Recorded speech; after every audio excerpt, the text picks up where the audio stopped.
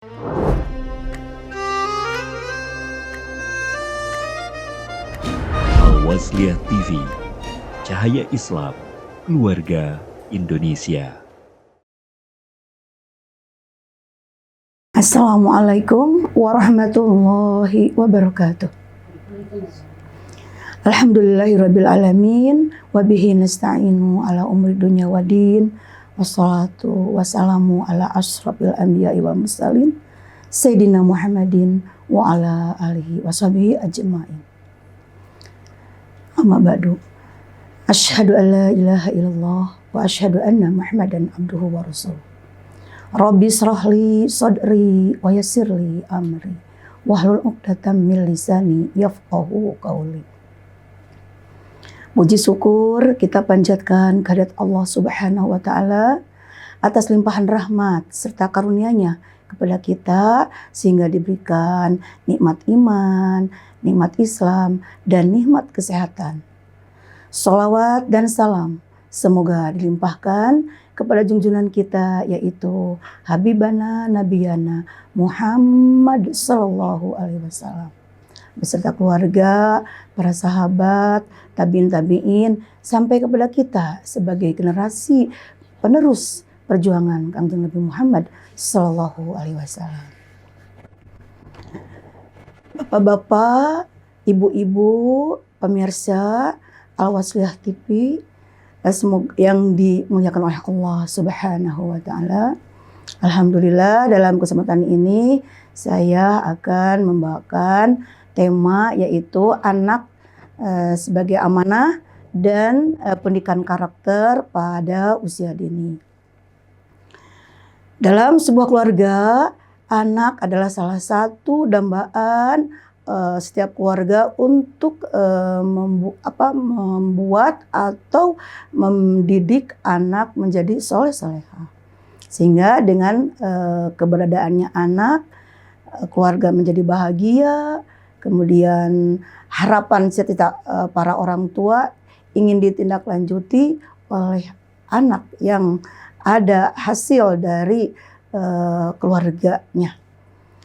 Kemudian kenapa orang tua itu mempunyai amanah? Karena anak juga sebagai amanat dari Allah untuk diberikan pendidikannya, kemudian pengajaran dalam bidang agama, kemudian mengarahkan, membimbing, dan mengatur kehidupannya supaya anak itu bisa selamat di dunia dan akhirat.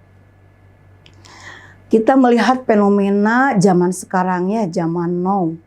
Baik dari usia dini, banyak kejadian di suatu keluarga. Hasil riset bahwa ketika ada goncangan di dalam sebuah keluarga yang dipengaruhi oleh ekonomi, faktor ekonomi, maka keluarga itu menjadi sebuah problem buat seorang ibu dan seorang bapak.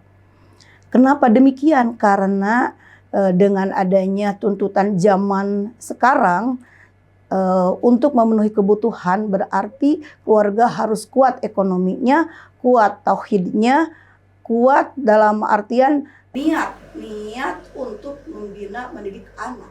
Itu innamal a'malu niat di situ. Nah, ada sebuah keluarga yang karena seorang suaminya kebiasaan judi online, padahal keluarganya makmur ya, maksudnya sejahtera di awalnya. Ketika terlibat judi online suaminya, maka akibat ataupun dampak kepada keluarga seorang ibu dari keyakinan kepada Allah, ketika banyaknya yang menagih kepada keluarganya, kepada seorang ibu dengan anak 3, kemudian suaminya terlibat judi online. Barangkali Bapak Ibu bisa merasakan gimana sedihnya, stresnya seorang ibu ketika seorang pemimpin keluarga misalkan berjudi online, ketagihan judi. Nah, itu adalah suatu ujian besar bagi seorang ibu. Akhir cerita di keluarga tersebut karena bingung, stres, depresi, akhirnya dia tidak ingat kepada Allahnya. Tapi yang dia pikirkan bagaimana mengakhiri hidup karena tidak kuat dengan banyak tagihan, lihat suami yang datang kadang dengan temperamen, marah dan sebagainya, sehingga mencari jalan pintas. Jadi keluarga itu, ya Allah, astagfirullah ya, minum baygon gitu ya, anak-anaknya minum baygon, kemudian ibunya juga mengakhiri hidupnya. Itu tragis sekali, sangat sedih, dan kita sebagai orang tua juga merasakan bagaimana seharusnya orang tua itu bisa mengendalikan, harusnya bisa memberikan sebuah solusi yang positif sehingga tidak terjadi rasa tidak ada yang menolong, padahal ada Allah, kitanya dekat dengan Allah. Ada lagi keluarga yang satu lagi, dia karena dengan adanya anak itu merasa beban.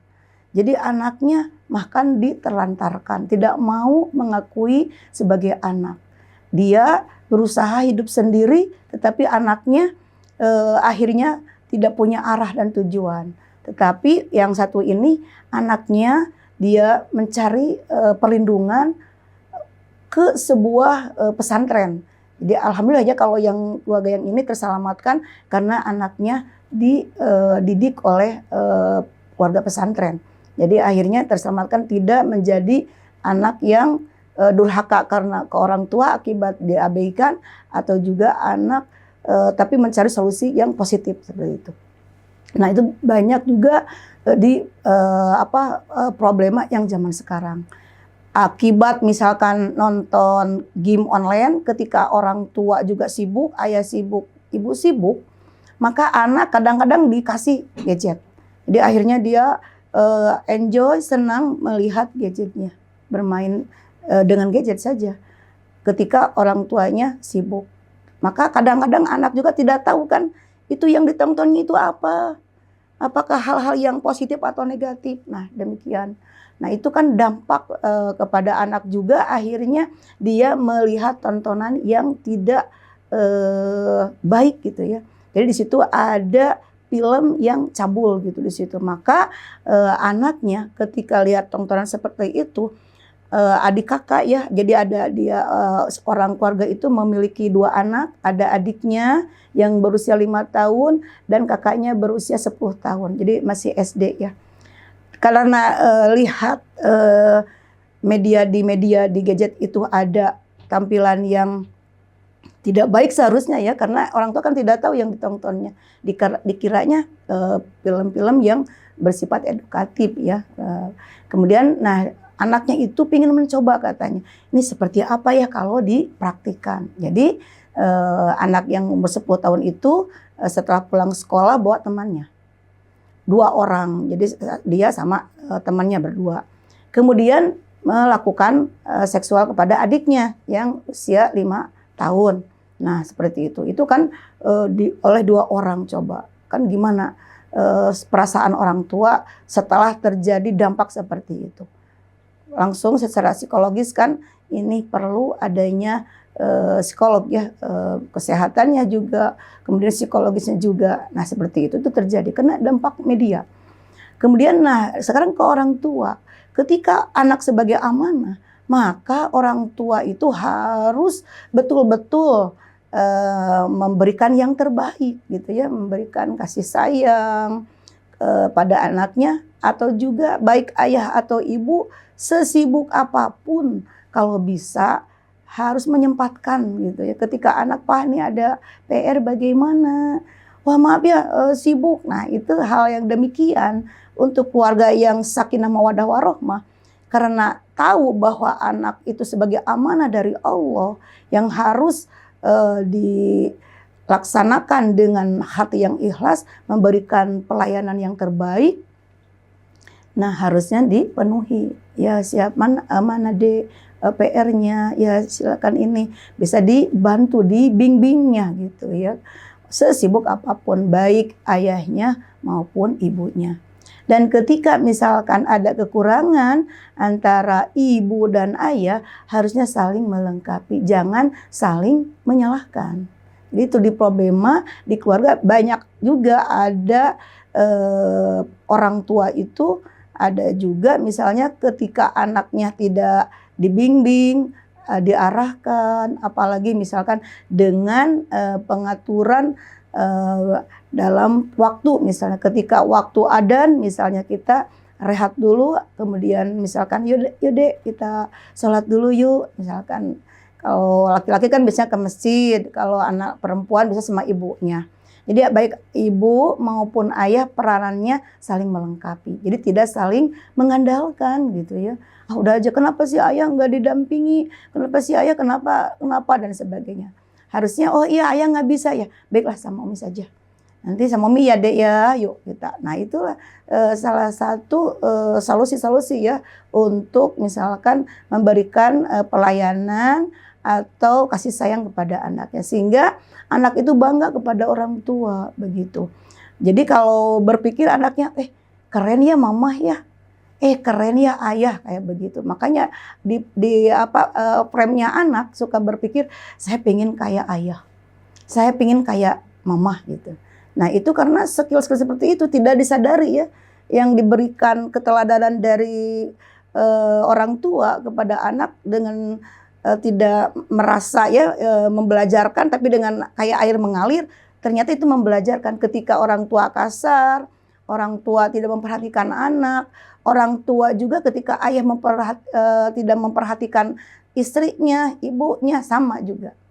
Jadi ketika misalkan ada anak, maka kalau bisa secara teori ya berarti baik ada anak maupun tidak anak harus sama. Misalkan ketika ke istri juga menghormati, maka istri juga sama juga menghormati suaminya.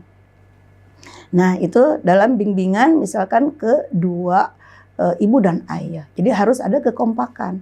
Kemudian kalau ada misalkan tujuan atau apa keinginan didiskusikan. Misalkan adek mau apa ya? Misalkan mas adek mau sekolah di pesantren misalnya.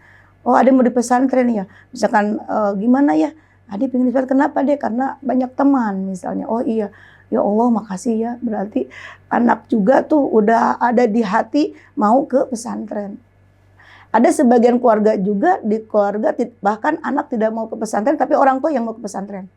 Jadi nanti anaknya akan tertekan karena keinginan dari orang tua seperti itu. Tapi kalau ada keinginan dari hati anaknya, maka orang tua itu bersyukur gitu. Oh ya Allah, alhamdulillah ya anakku mau ke pondok gitu. Karena di pikiran di frame-nya orang tua kalau udah ke pondok berarti kalau sholat nggak usah disuruh kan. Karena kalau di pondok itu sholat sebelum adzan udah dipersiapkan untuk sholat berjamaah. Kemudian bagaimana di pondok itu dibelajarkan bagaimana menghormati temannya. Atau dibelajarkan bagaimana ngantri makan, ngantri mandi juga. Kemudian belajar bersama, belajar menghargai teman-teman, belajar menghormati ustadz-ustadahnya. Dan di situ kalau pesantren berbasis bahasa berarti diwajibkan menggunakan bahasa Arab atau bahasa Inggris. Itu akan ada keunggulannya ya di pondok. Bahkan kalau misalkan dari usia kecil ya SD, SMP, SMA, setelah dewasa itu bahkan suka share knowledge ya, pengetahuan juga. Ketika misalnya hari Jumat misalnya, mah sekarang kan hari Jumat berarti baca Al-Kahfi. Oh ya betul nak, makasih ya nak, udah diingatkan. Padahal orang tua udah tahu pasti setiap hari Jumat membaca Al-Kahfi misalnya. Tapi kita bisa mengapresiasi anak. Anak senang gitu ketika dia apresiasi. Tapi kalau anak disalahkan, maka anak kadang-kadang nggak mau juga nanti mengingatkan kepada orang tuanya. Pasti kalau diingatkan juga tidak ada respon atau apresiasi ya yang positif gitu seperti itu. Nah itu adalah salah satu hati yang suci itu yang oleh Al-Ghazali ya di dalam kitab Ihya Ulumuddin itu tazkiyatun nafs ya, kebersihan hati gitu. Jadi kalau misalkan mendidik anak itu emang harus memiliki hati yang bersih, yang suci gitu ya, seperti itu. Sehingga anak walaupun nakal, walaupun apa, kata orang lain, anakmu nakal kemarin, oh begitu ya, oh ya Allah, nah anak cerdas, sini nak, kamu cerdas. Coba tadi sudah apa dikerjakan di sekolah misalnya. Oh iya tadi kan mengganggu itu kakak, jadi kakak langsung pukul atau apa. Oh begitu ya. Oh iya kamu cerdas ya, tapi lain kali tidak boleh misalkan memukul orang lain. Dan berusaha misalkan emosinya bisa dikendalikan. Atau juga misalnya dengan bahasa-bahasa yang bisa dipahami oleh anak usia SD seperti itu. Kadang anak-anak itu suka benarnya menurut sendiri. Kata bu guru juga, kan kalau yang nakal juga dipukul misalnya. Kata bu guru juga, nah biasanya itu bu guru sebagai teladannya, sebagai modelingnya seperti itu. Ketika misalkan anaknya dipukul dan mukul lagi gitu seperti itu. Tetapi kalau misalkan di keluarga juga tidak diam saja, langsung action juga. Jadi ada kolaborasi ya antara guru, anak dan orang tua. Ketika ada masalah-masalah misalnya di sekolah, maka orang tua harus bisa membantunya, bukan menyalahkan gurunya. Di fenomena yang terjadi kan suka ada ketika anaknya misalkan dipukul guru atau diberikan misalkan nasihat atau apa, malah tidak terima anaknya dibegituan oleh guru. Bahkan ada juga guru diperkarakan ke pengadilan gitu. Nah itu seperti itu, hal-hal yang demikian harusnya orang tua itu mendukung guru gitu ya, mendukung, dan anaknya juga tidak dilihat dulu ininya apa sih akar permasalahannya tentang anak. Oh begitu ya nak. Oh iya baik nak, kalau begitu kakak juga harusnya bisa memaafkan temanmu. Kan nanti kalau kakak nggak punya teman bagaimana coba. Nah itu ya, hal demikian anak akan paham. Oh iya, kata ayah juga ketika ada temannya galak, kita tidak langsung jadi galak lagi, tapi harusnya mengalah gitu, mengalah untuk menang. Iya ya benar juga. Jadi oh iya ayah, saya ingin kayak ayah. Ketika misalkan anak juga kebingungan atau apapun, nah orang tua seharusnya bukan memprovokasi, tapi memberikan solusi-solusi seperti itu ya. Nah itu untuk orang tua. Kemudian ketika misalnya ada perbedaan paham juga di orang tua, maka harus ada diskusi bareng gitu. Coba, iya anak mau ke pondok bagaimana nih nanti? Misal kalau mau ke pondok, anak mau membeli sesuatu atau misal membeli buku. Kadang-kadang anak juga pengen buku, tapi bukunya misalnya kayak otomotif gitu. Masa SD pengen otomotif gitu ya, karena itu mau untuk STM ya. Kalau jangan langsung, masa kamu anak SD harus bukunya otomotif misalnya. Kamu kan masih level SD, itu mau untuk STM, nah kayak gitu. Tapi seharusnya, oh ada yang mau otomotif ya, buku otomotif. Untuk apa ya deh ya kira-kira? Mama pengen tahu. Oh ada mau pengen senang ini, pengen menyelesaikan, kan ada mobil itu punya penyakit-penyakitnya. Kadang mobil juga nggak bisa berjalan. Itu kenapa nggak bisa berjalan? Ada apa di mobil itu dan sebagainya gitu. Tentang ini tergantung skill anak ya. Kadang anak itu beda-beda gitu. Mungkin ada yang ke otomotif, mungkin ada yang ke tahfiz, mungkin ada juga hal lain di segi skillnya anak. Nah, kalau misalkan orang tua itu harusnya mengayomi, oh begitu, kalau begitu baiklah, nanti diberikan buku otomotif dan buku yang pelajaran SD juga. Nah, ketika itu juga didampingi, ada apa deh ini? Oh kalau begini harusnya seperti memahami, ada bahasa Inggris juga misalkan. Oh kalau bahasa Inggris itu harus ada kamusnya deh, harusnya ini misalkan bisa juga salah satu solusi dalam memahami buku otomotif. Nah dampaknya dari situ tanpa disadari anak itu tahu penyakit mobil. Ketika ada mobilnya di keluarga tersebut trouble, ketika mau pergi ke Malaysia trouble, aduh gimana nih katanya, nggak mau ke montir, ini waktunya udah mendesak, ininya gimana, lagi kebingungan, terus anaknya menghampiri, ada apa ya? Oh ini deh, kenapa ya mobil kemarin udah dibetulin, tapi kok tiba-tiba mati ya? Oh begitu ya. Nah, adik udah baca nih, kayaknya relay nih. Relay yang itu, masa ya betul relay gitu ya. Tapi udah diganti. Coba tuh ya. Coba ya dicek aja dulu pakai relay yang baru, misalnya kayak gitu.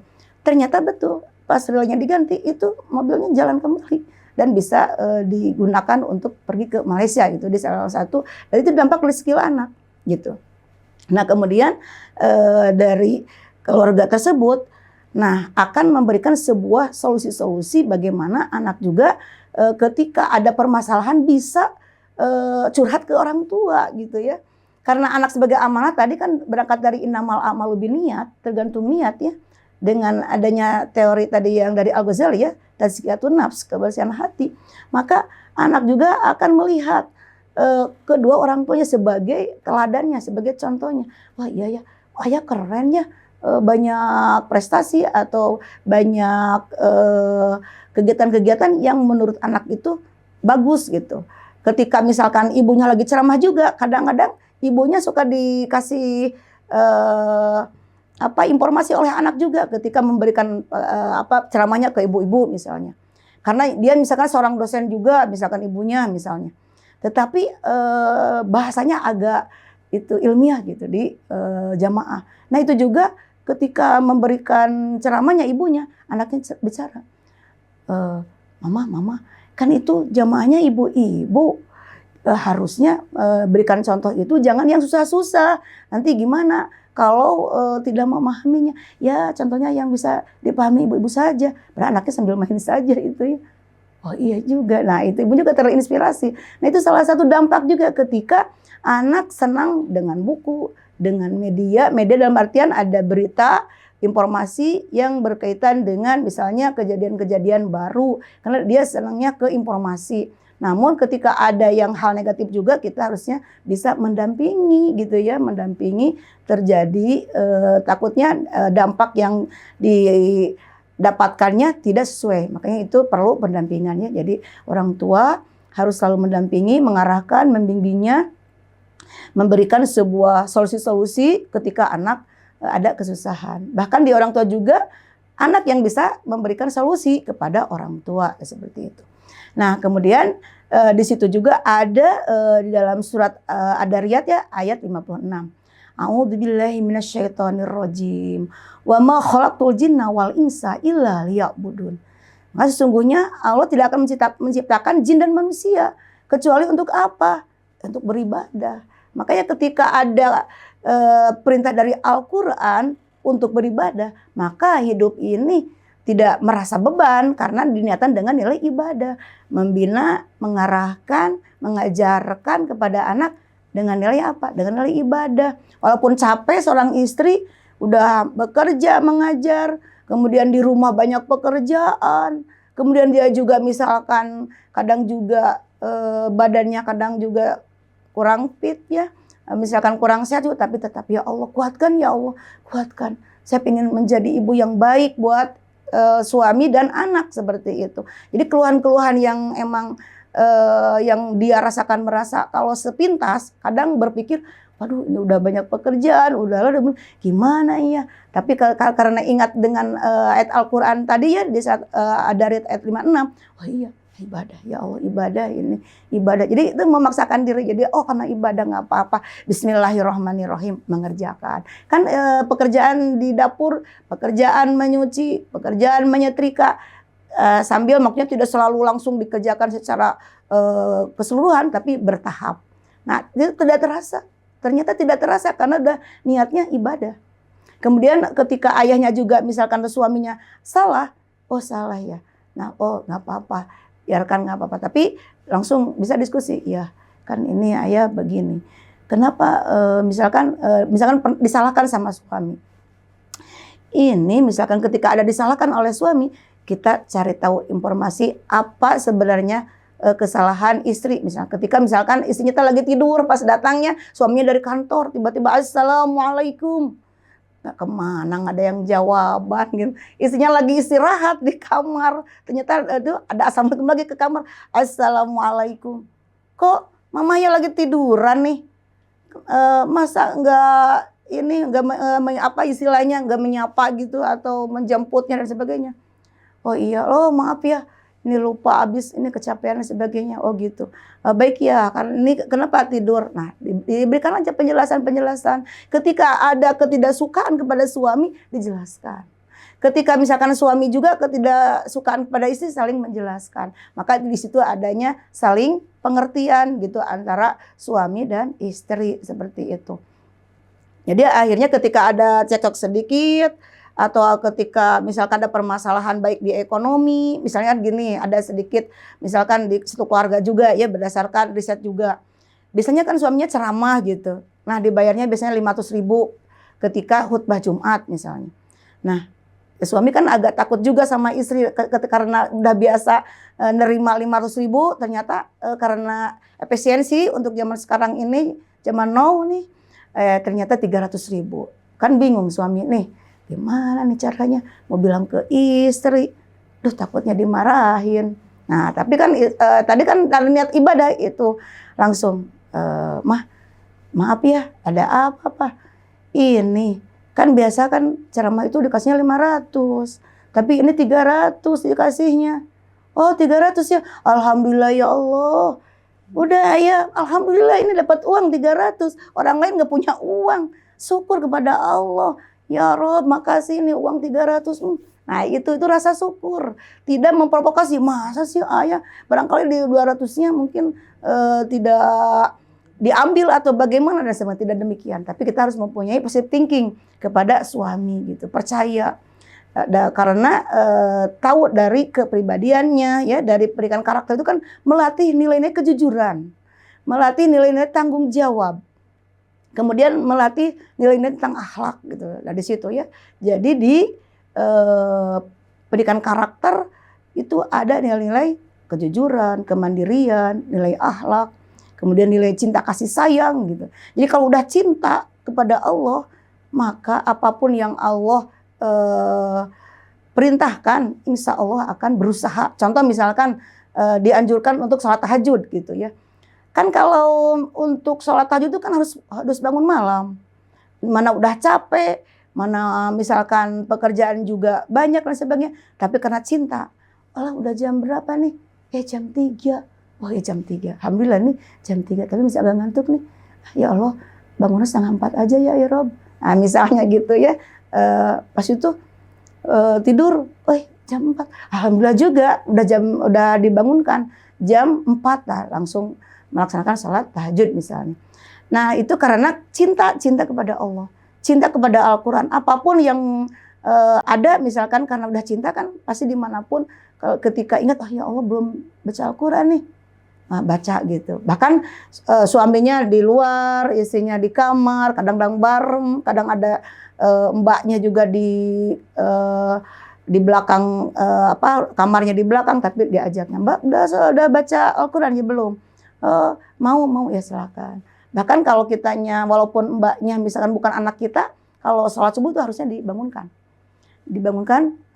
untuk sholat tepat waktu seperti itu. Nah di situ ya, jadi ada beberapa yang harus diklarifikasi baik antara suami maupun seorang ibu gitu. Kemudian di pendidikan karakter juga ada beberapa yang harus orang tua itu berikan. Pertama, misalnya harus memberikan keteladanan kepada anak, baik dari ucapan, bahasa maupun dari perilaku yang diberikan, terutama ayah sebagai public figure ya di keluarga.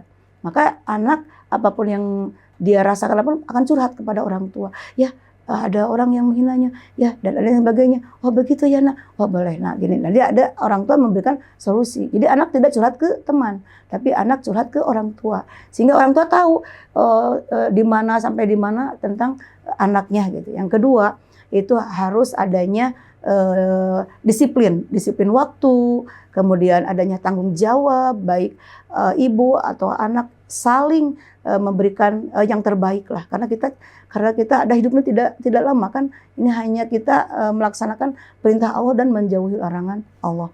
Kemudian anak juga sebagai amanah ya yang Allah berikan, otomatis kita mudah-mudahan menjadi keluarga yang sakinah mawaddah warohmah, yang selalu mengutamakan cinta kepada Allah diterapkan di dalam diri kita, baik suami, istri, atau anak, selalu untuk taat kepada Allah dan anak berbakti kepada orang tua.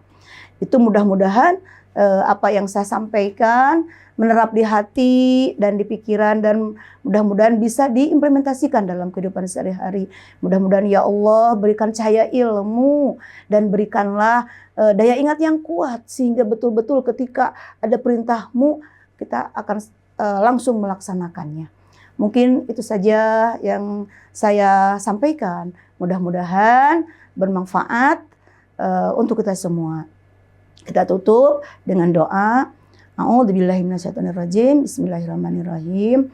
Alhamdulillahirabbil alamin, hamdan syakirin, hamdan na'imin, hamdan yuwafi'u ni'amah wa yukafi'u mazidah. Ya Rabbana lakal hamdu kama yanbaghi li jalalika wajhikal karim wa 'azimi sultanik. Allahumma inna nas'aluka salamatan fid din wa afiatan fil jasad wa ziyadatan fil ilmi wa barakatan fil rizqi wa taubatan qoblal maut wa rahmatan indal maut wa maghfiratan ba'dal maut. Allahumma hawwin alaina fi sakaratil maut wa najata minan nar wal anfa indal hisab. Rabbana hab lana min azwajina wa dzurriyyatina qurrata a'yun waj'alna lil muttaqina imama. Rabbi habli minas solihin, Rabbi habli minas solihin, Rabbi habli minas solihin. Rabbana atina fid dunya hasanah wa fil akhirati hasanah wa qina adzabannar.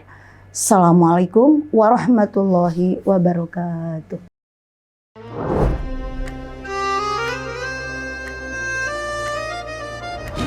Al-Wasliyah TV, Cahaya Islam, Keluarga Indonesia.